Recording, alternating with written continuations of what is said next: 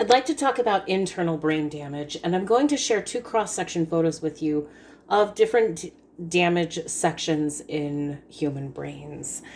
Now, if I could describe it the way that a professor described it to me once, imagine your brain as a jello mold.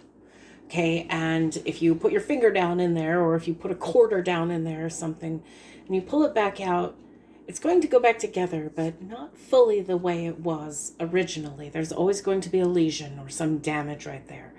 Now, your brain is incredible, and it will find ways to work around and create new neural pathways around some areas, unless the system is just totally damaged and gone and irreparable. Typically, your brain can be retrained.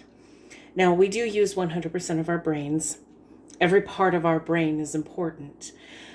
The section that I'm going to show you first comes from most likely an aneurysm that built up in the central cerebral artery and ruptured.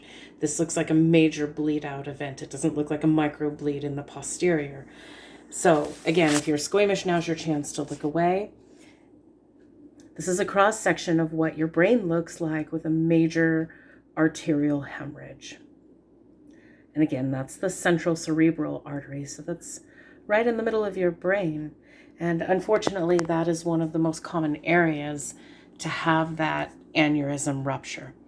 But 65% of the time, people pass away when this event happens.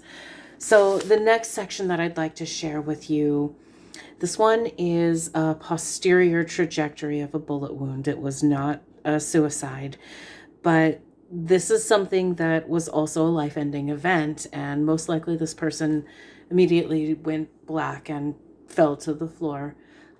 They lost consciousness immediately. This in itself went through several important areas of the brain.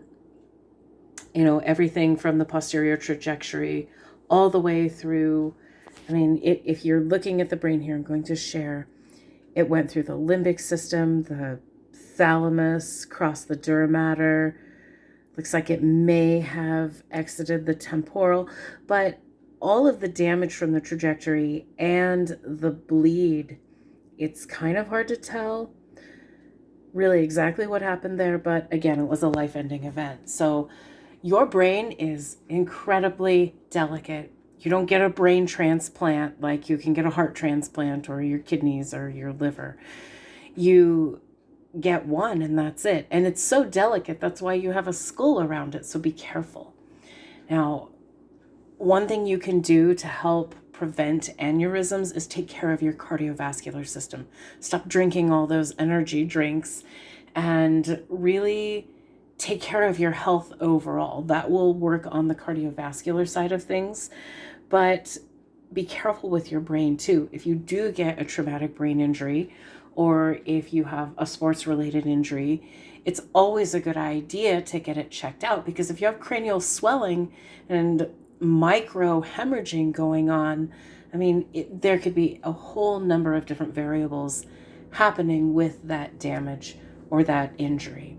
You could have lesions in certain areas that prevent specific cognitive function. So take care of yourself and take care of your brain. And thank you so much for joining me.